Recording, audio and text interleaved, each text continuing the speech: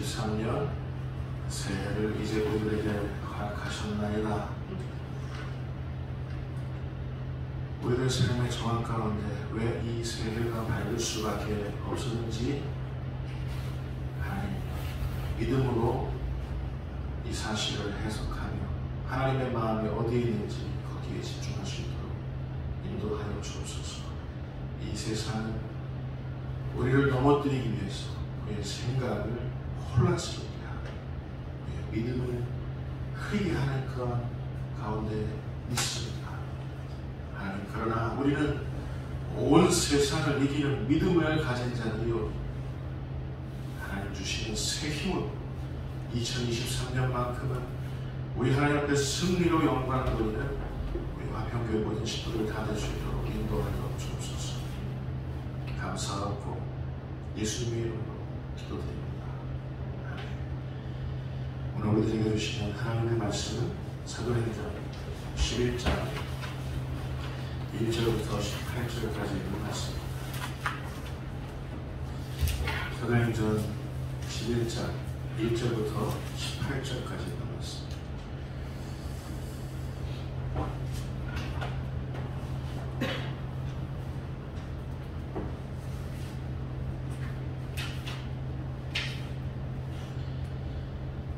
유대에 있는 사도들과 형제들이 이방에 있는 하나님의 말씀을 받았다 하니 들었더니 베드로가 예루살렘에 올라갔을 때에 할례자들이 비난하여 이르되 내가 무할례자의 집에 들어가 함께 먹었다 하니 베드로가 그들에게 이 일을 차례로 설명하여 이르되 내가 요빠시에서 기도할 때에 황홀한 중에 환상을 보니 큰 보자기 같은 그릇이 내 귀에 매어 하늘로부터 내려 내 앞에까지 드리워지거늘 이것을 주목하여 보니 땅에 네 발 가진 것과 들짐승과 기는 것과 공중에 나는 것들이 보이더라. 또 들으니 손이 있어 내게 이르되 베드로야 일어나 잡아먹으라 하거늘 내가 이르되 주님 그럴 수 없나이다. 속되거나 깨끗하지 아니한 것은 결코 내 입에 들어간 일이 없나이다 하니 또 하늘로부터 두 번째 손이 있어 내게 이르되 하나님이 깨끗하게 하신 것을 네가 속되다고 하지 말라 하더라. 이런 일이 세 번 있은 후에 모든 것이 다시 하늘로 끌려 올라가더라. 마침 세 사람이 내가 유숙한 집 앞에 서 있으니 가이사랴에서 내게로 보낸 사람이라. 성령이 내게 명하사 아무 의심 말고 함께 가라 하시니 이 여섯 형제도 나와 함께 가서 그 사람의 집에 들어가니 그가 우리에게 말하기를 천사가 내 집에 서서 말하되 내가 사람을 요빠에 보내어 베드로라 하는 시몬을 청하라. 그가 너와 내 온 집이 구원받을 만한 말씀을 내게 이르리라 함을 보았다 하거늘 내가 말을 시작할 때에 성령이 그들에게 임하시기를 처음 우리에게 하신 것과 같이 하는지라. 내가 주의 말씀에 요한은 물로 세례를 베풀었으나 너희는 성령으로 세례를 받으리라 하신 것이 생각나더라. 그런즉 하나님이 우리가 주 예수 그리스도를 믿을 때에 주신 것과 같은 선물을 그들에게도 주셨으니 내가 누구이기에 하나님을 능히 맡겠느냐 하더라. 그들이 이 말을 듣고 잠잠하여 하나님께 영광을 돌려 이르되 그러면 하나님께서 이방인에게도 생명 얻는 회개를 주셨도다 하니라. 할렐루야. 2023년 새해 들어 이제 새로운 마음으로 사도행전 강연을 다시 시작해야겠다라는 마음을 가졌습니다. 이 사도행전 강연 가운데 설교자에게나 예배하는 여러분들에게나 모두에게 성숙하게 되는 그런 은혜가 있기를 소망합니다. 설득은 설득을 낳고 설득은 설득을 낳고라는 제목으로 하나님의 음성을 청할 때 우리 하나님께서 우리 모두에게 공히 말씀하실 수 있기를 바랍니다. 예수님께서 부활 승천하신 이후 초대교회의 시작, 초대교회의 태동과 시작을 가능케 했던 원동력은 누가 뭐래도 성령 사역과 말씀 사역에 있었습니다. 오순절 마가의 다락방에서 성령이 불의 혀와 같이 각 사람들 120명에게 임하자 이들은 땅에 속한 말이 아닌 하늘에 속한 말을 하기 시작했습니다. 방언이 그것입니다. 성령 세례가 사람들을 훑고 지나가자 베드로를 통해 선포된 말씀까지 사람들을 훑고 지나가자 사람들은 변화되기 시작했습니다. 성령과 말씀이 사람들을 훑고 지나가자 사람들은 거듭나게 되었습니다. 여러분, 거듭남은 곧 구원입니다.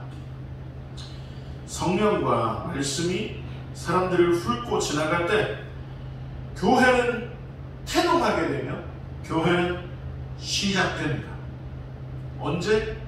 성령과 말씀이 사람들을 훑고 지나갈 때 교회가 시작되는 거예요. 그렇다면 여러분, 교회를 태동케 하고 교회를 시작하게 했던 것이 성령 사역과 말씀 사역이 있었다고 했는데 교회를 번성하게 하고 교회를 번영하게 하는 그 원동력은 그렇다면 어디에 있겠습니까? 두말할 것도 없이 이 역시도 성령 사역과 말씀 사역에 있었습니다. 베드로가 고넬료의 집에 모인 모든 사람들에게 구원받을 말씀, 오늘 본문 14절에 나왔는데 구원받을 말씀을 이루기 시작하자 성령이 처음 오순절 마가의 다락방에서 임했던 것처럼 고넬료의 집에도 임했습니다. 예수님의 120명의 제자들에게 마가의 다락방에서 성령이 임했던 것처럼 베드로가 설교하고 난 다음에 고넬료의 그 집사람 모두에게도 똑같이 성령 세례로 임했다는 사실. 중요한 건 할례 없는 이방인들에게 말씀과 성령이 훑고 지나갔다는 사실. 이방인들에게도, 유대 그리스도인들뿐만 아니라 이방인들에게도 말씀과 성령이 훑고 지나갔다는 것. 이방인들도 거듭났습니다. 이방인들도 하나님의 구원을 맛보았습니다. 여러분, 말씀과 성령은 이 사람 저 사람 가리지 않습니다. 출신도 얼굴색도 가리지 않습니다. 말씀과 성령이 사람을 훑어버릴 때는 조건을 따로 두지 않는다, 그 뜻입니다. 말씀과 성령의 선택은 무조건적입니다. 그러나 말씀과 성령이 사람을 훑을 때는 그 대상을 가리지 않지만 또 하나 중요한 건 그 대상은 늘, 여러분 따라서 보실까요? 제한적이다. 대상은 가리지 않지만, 말씀과 성령이 임할 때는 대상을 가리지 않지만 그 대상은 늘 제한적이다라는 것, 이게 굉장히 중요하다는 사실이에요. 말씀과 성령을 받아들이는 사람들에게만 제한적으로 열립니다. 지금 목회를 하지만 말씀과 성령에 반응하는 성도들이 있어요. 그러나 목회를 오래 해냈는데도 불구하고 말씀과 성령에 반응하지 않는 그런 분들도 계시다는 사실. 이게 여러분, 이게 심각한 건데 여러분 심각하게 받아들이실 줄 모르죠.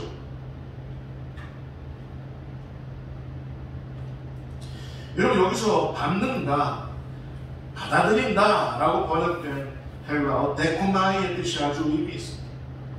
오늘 본문 1절에 이렇게 쓰였습니다. 같이 읽겠습니다. 시작. 이방인들도 하나님의 말씀을 받았다 함을 들었더니 이방인들도 하나님의 말씀을 받았다 함을 들었더니 말씀과 성령이 사람들을 훑을 때 유기된 사람들, 하나님으로부터 선택받지 않고 유기된 사람들, 버림받은 사람들은 말씀과 성령을 받아들이고 싶어도 받아들일 수가 없습니다. 유기된 사람들은, 버림받은 사람들은 말씀과 성령을 오히려 정면으로 거부합니다. 반대로 선택된 사람들은 말씀과 성령에 민감하게 반응하죠. 출신이 어디든 데코마이, 말씀과 성령을 받아들입니다. 여러분 여기서 묻겠습니다. 구원은 어느 특정인들만을 위한 전유물입니까? 오늘 보면 2절의 특정인들, 곧 할례 받은 사람들, 할례 받은 유대 그리스도인들, 이 사람들은 베드로를 비난했다라고 나옵니다. 비난했다. 이들이 비난한 이유는 뭐였나요? 3절에 보면 무할례의 집에 들어가 함께 먹었다. 베드로가 고넬료의 집에 들어가서 무할례자의 집에 들어가서 함께 먹었다. 그 이유 때문에 유대 그리스도인들, 할례 받은 유대 그리스도인들이 베드로를 비난했다는 거예요. 따라서 오시는 관행. 유대 그리스도인들의 관행, 예루살렘 교회의 관행을 베드로가 깼다 그 말입니다. 관행을 깼다라는 게 비난의 이유였습니다. 관행을 깼다. 관행이란 말은 우리 주님의 몸된 교회에서는 아주 무서운 말입니다. 교회들마다 관행이 있죠. 관행이 없는 교회 어디 있을까요? 어느 개교의 역사가 오래수록 관행은 깊습니다. 그 교회에 새로 들어온 어느 누군가가 그 관행을 어기려 들거나 그 관행을 깨뜨리려면 다들 아주 불편해합니다. 그런데요, 오늘 본문에 예루살렘 교회는 우리가 이렇게 함부로 만만하게 볼 교회가 아니에요. 굉장히 훌륭한 교회입니다. 예루살렘 교회는 훌륭한 교회인데도 불구하고 이 관행 때문에 하나님의 걱정을 샀던 그런 교회 아니었을까? 그 관행 때문에 비난하고 관행 때문에 여지까지 구원을 위해서 수고했던 베드로를 비난하는 관행 때문에. 예루살렘 교회는 관행 때문에 그렇지 순교를 불사하는 믿음의 정조를 지켰던 사람들이 이 예루살렘 교회 성도들이었습니다. 스데반이 순교하고 난 이후에 교회에 어마어마한 핍박이 있었을 때 다른 교회 성도들은 다른 교회에 옹집한 사람들은 다 그 핍박 때문에 도망갔는데 예루살렘 교회에 할례받은 유대인 그리스도인들은 예루살렘 교회를 지키고 있었던 것, 정절히 있었던 사람. 그러나 관행, 그놈의 관행이 이게 참 문제였습니다. 그건 그렇고 여러분, 사실 베드로로 하여금 3번에 걸쳐서 환상을 보이시면서까지 유대 전통의 오랜 관행을 깨도록, 유대 전통의 오랜 관행을 깨도록 종용하셨던 분은 누구셨습니까? 베드로더러 예루살렘 교회의 관행을 깨도록 그렇게 시키신 분이 누구세요? 하나님이십니다.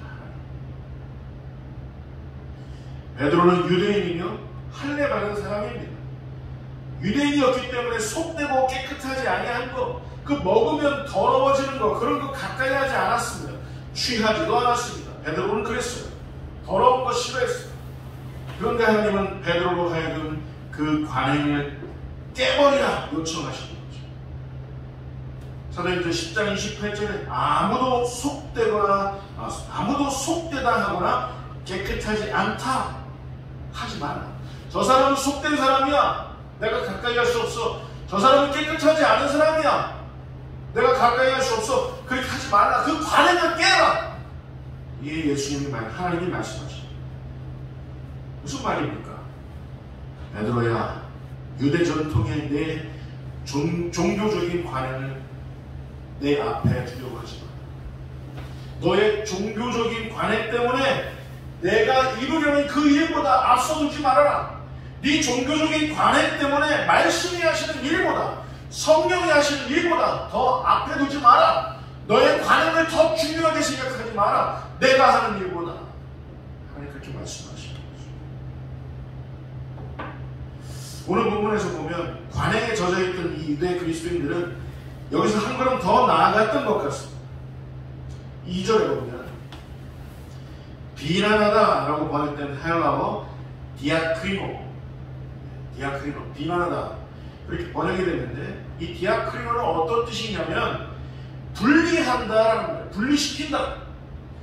이 사람을 비난해요. 저 사람을 비난하는데 이 비난하는 그 적극적인 태도가 뭐냐면 저 사람을 내게서 분리시켜버린다 그 뜻이에요. 예루살렘 교회에 일부 할례받은 유대 그리스도인들은 그들의 종교적인 관행 때문에 지금껏 수고하고 돌아온 베드로를 몰아세우기까지 했습니다. 뿐만 아니라 고넬료의 온 집안에 있었던 고넬료의 그 온 집안을 구원케 하셨던 말씀 사역과 성령 사역 그 사역을 폄하하면서 그들 이방인들의 구원을 예루살렘 교회의 종교적인 관행으로부터 분리시켜버렸습니다.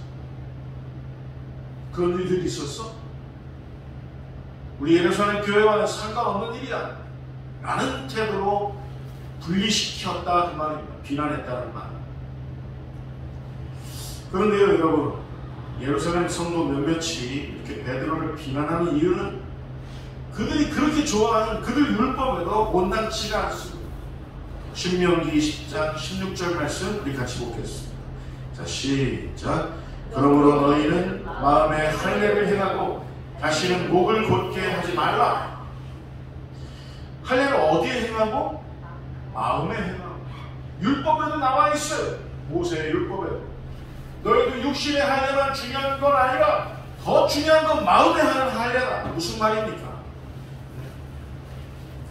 너희들 마음속에 그 우월의식, 너희들 마음속에 그 특권의식, 너희들만 구원받았다는 그런 어떤 우월의식, 특권의식을 먼저 마음속에서부터 잘라내야 한다 그 말입니다.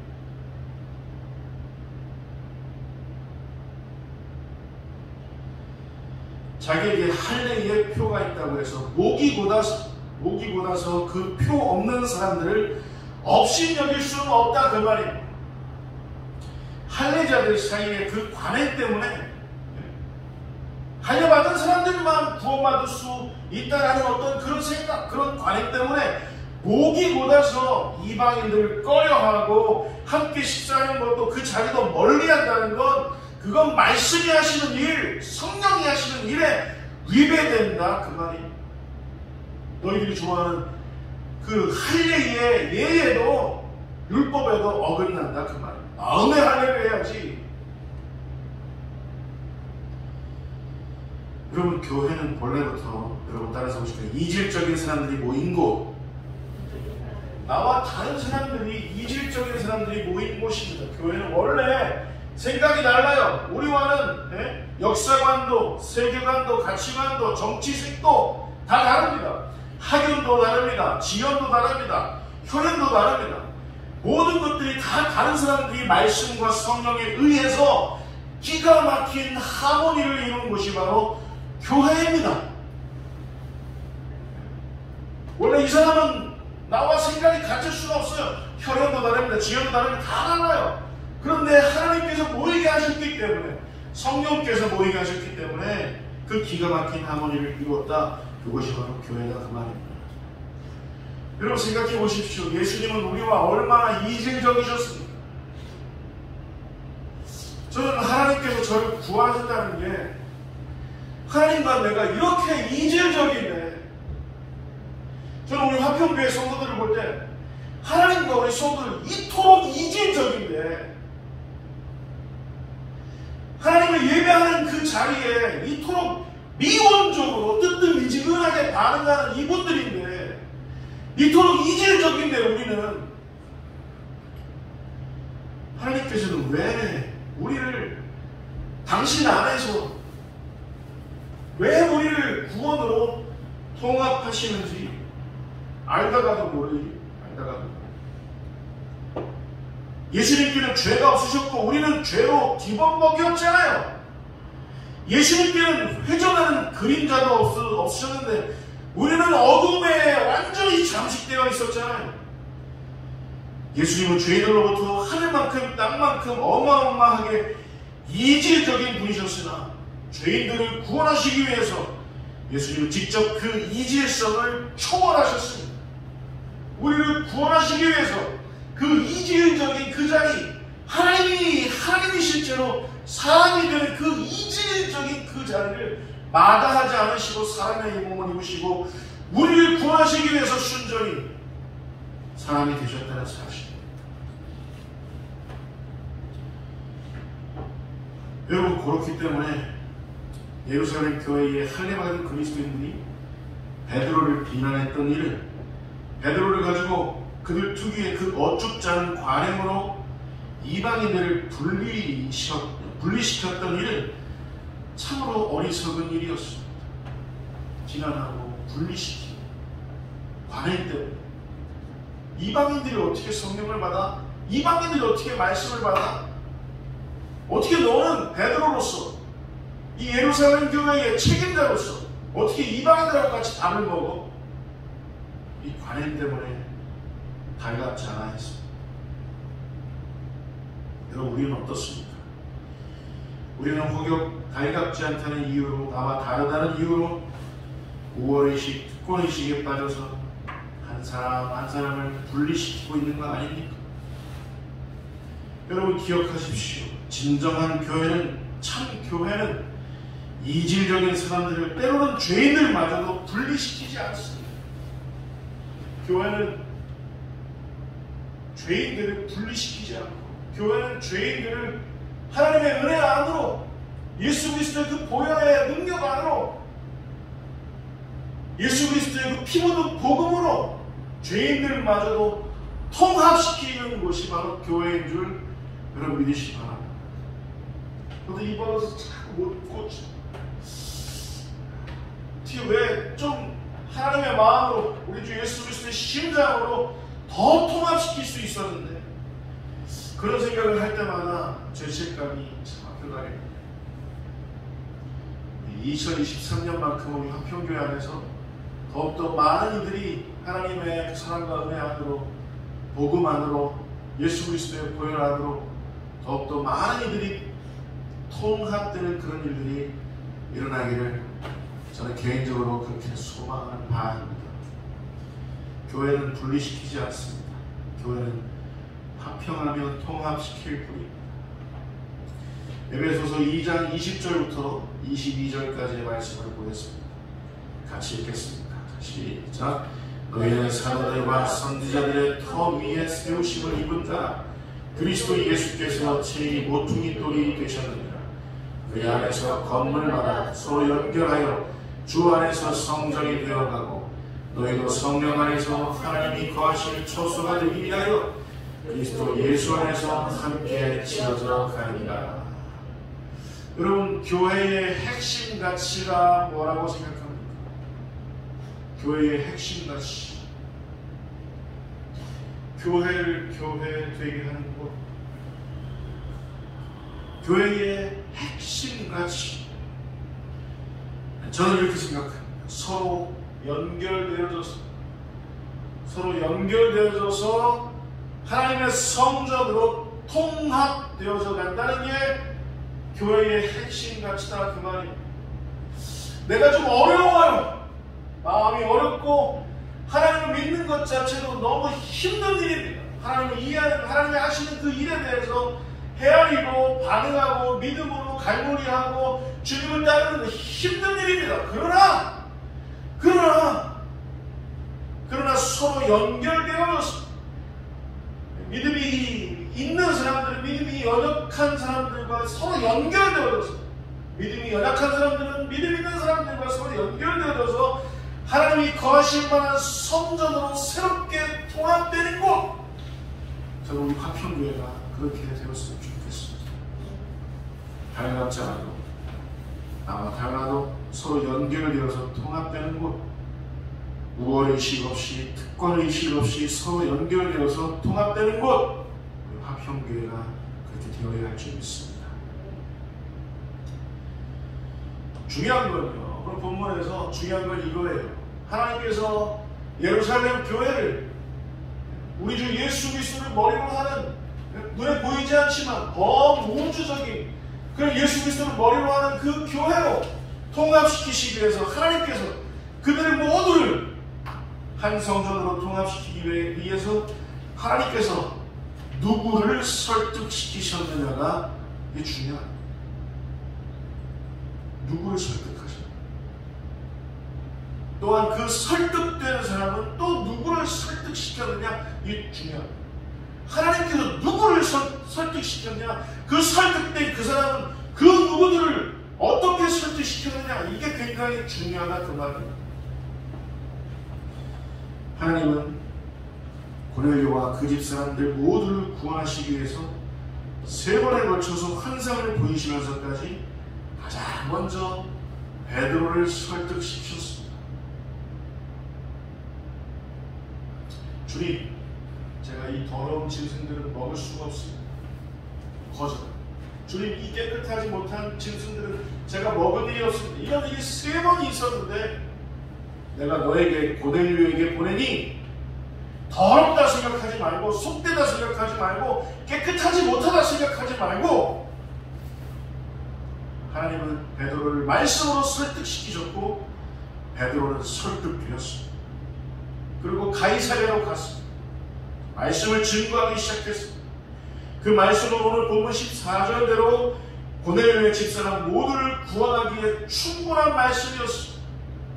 여러분, 지금도 여러분 잊지 마십시오. 말씀이, 설교자가 선포하는 말씀이, 그것이 하나님의 말씀이라고 한다면 그 말씀은 모인 무리가 누구든지, 그들이 이방인들이든지, 그들이 죄로 심각하게 물들어 있는 사람들이든지, 그 사람들이 하나님이 선택하신 사람들이라면 그 사람들은 하나님의 말씀으로 인해서 일깨움을 받고 변화를 받고 회복되고 성장하고 부흥되는 줄 여러분 믿으시기 바랍니다. 말씀이 말씀이다. 여러분, 그래서 박영재 목사를 위해서 기도해 주시기 바랍니다. 선포하는 그 말씀이 하나님의 말씀 될 수 있도록 주의 종을 붙들어 주십시오. 늘 붙들어 주십시오. 기도해 주시면 여러분들 됐으면 좋겠습니다. 모두를 한 성전으로 통합시킨 말씀이었습니다. 말씀이 시작될 때 이방인들에게도 성령이 임했고 예루살렘 교회의 오랜 관행을 완전히 통렬하게 깨버리는 그런 일이 고넬료의 집에 있었던 거예요. 하나님이 직접 예루살렘 교회의 오랜 관행을 깨뜨리셨던 거예요. 이방인들에게도 성령이 내리기 바로 그 직전에 저들이 말씀에 반응하더라. 여러분, 말씀에 반응하는 이들에게 하나님의 성령이 임하는 줄 여러분 믿으시기 바랍니다. 여러분, 진정한 그리스도인들은 하나님께 설득된 사람들을 말합니다. 또한 진정한 그리스도인들은 말씀에 설득되었다면 다른 사람들, 내 아내를, 내 남편을, 내 자식들을, 나의 부모님을 자기가 말씀에 의해서 설득되었다면 내가 살아가는 이들을 하나님의 말씀으로 설득시킬 수 있는 사람들을 진정한 그리스도인이라고 이야기할 수 있겠습니다. 여러분, 우리 그리스도인들에게는 말씀에 의해서 설득되는 일 굉장히 중요합니다. 여러분, 요나도 설득됐어요. 하나님 왜 하필이면 아수르에 우리 이스라엘의 그 오랜 그 대적인 왜 하필이면 니느웨에 가서 말씀을 증거하라는 겁니까? 하나님께서 바다까지 추적해 오셔서 그 풍랑을 일으키시면서까지 큰 물고기를 예비시키시면서까지 누구를 설득시키신 겁니까? 요나를 설득시키신 겁니다.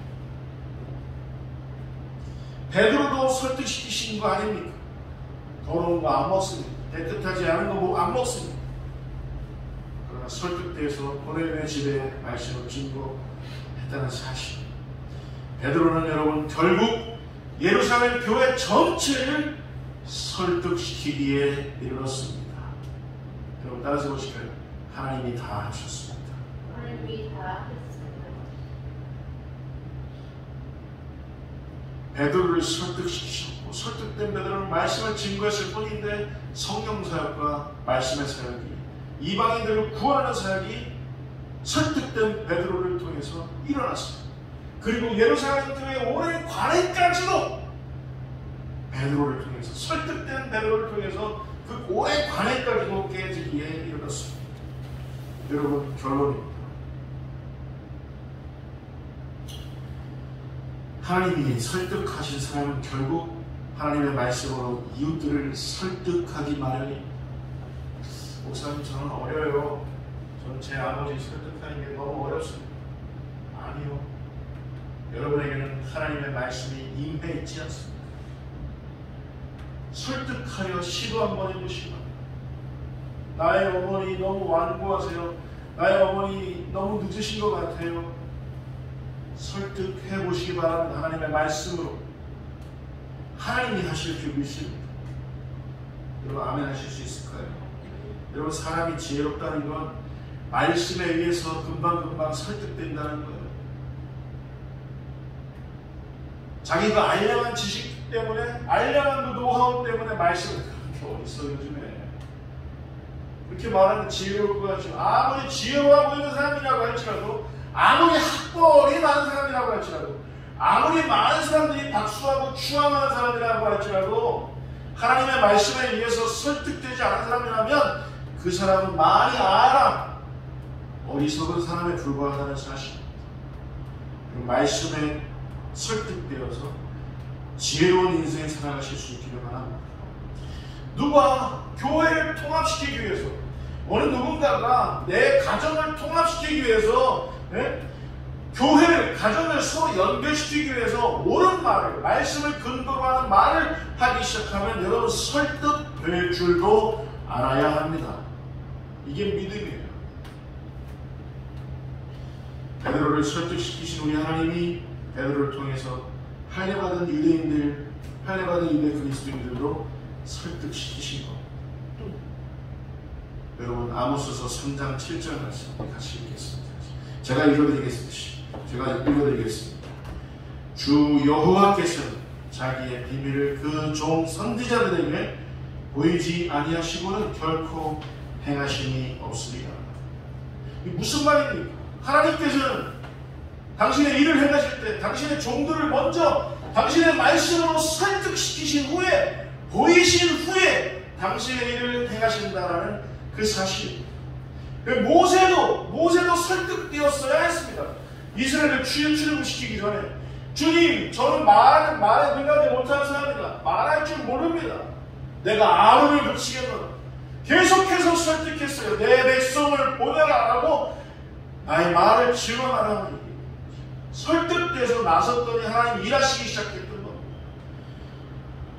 여러분 하나님의 백성들은 말씀에 설득될 줄 알아야 됩니다. 이게 중요해요. 여러분 그러나 우리는 왜 그렇게 설득되기를 주저하면서 두려워하면서 손해보는 거 아니야? 더 어려워지는 거 아니야? 저는 여러분들이 좀 지혜로워졌으면 좋겠습니다. 언제 우리가 어렵지 않았던 적이 언제 또 있었습니까?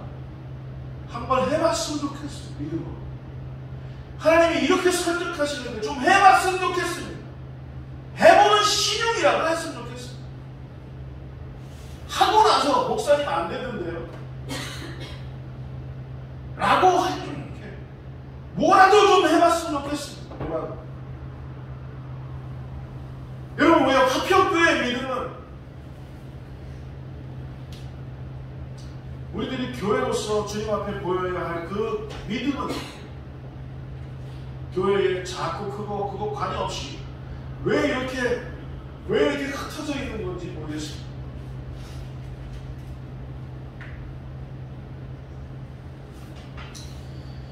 여러분 하나님께서는 오늘도 당신의 말씀에 사로잡혀서 설득된 사람들을 찾고 계십니다.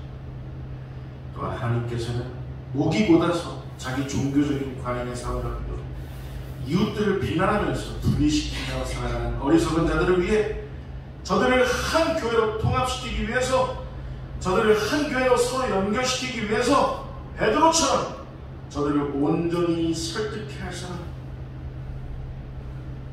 하나님은 찾고 계십니다. 믿으시기 바랍니다. 누가 나를 위해 저들에게 나를 위해 누가 갈고 주의 종이오니 나를 보내소서 설득되실 수 있기를 바랍니다. 여러분 이 세상에서 왜 돈 버는 게 그렇게 중요하죠? 내가 잘 사는 게 왜 그렇게 중요하죠?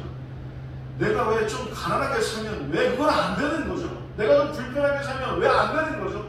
왜 맨날 주판에 튕겨가면서 내 인생은 80점, 내 인생은 100점, 왜 그렇게 생각하는지 모르겠습니다.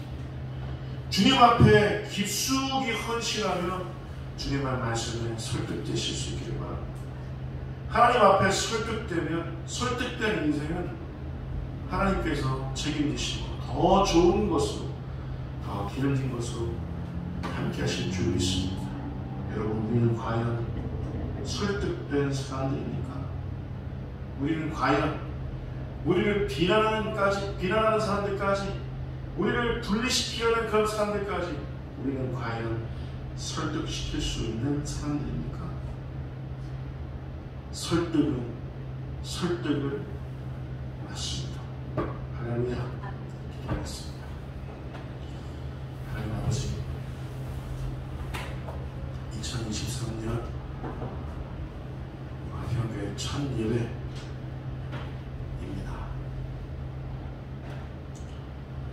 이렇게 메마른 모습 보여드려서, 이렇게 우리 하나님 앞에 흐트러진 모습 보여드려서 마음이 이만저만 아픈 것이 아니지만, 우리 하나님 우리를 긍휼히 여기셔서 우리를 말씀으로 설득시켜 주시고 하나님의 영으로 새롭게 하셔서 우리가 왜 화평교회인지, 왜 우리가 화평교회로 살아야 하는지 완고한 우리를 흔들어 깨워 주옵소서. 2023년은 설득된 그리스도인으로 살아가는 우리 모두 되시도록 주님 축복하여 주옵소서. 감사하고 예수님의 이름으로 기도합니다. 아멘.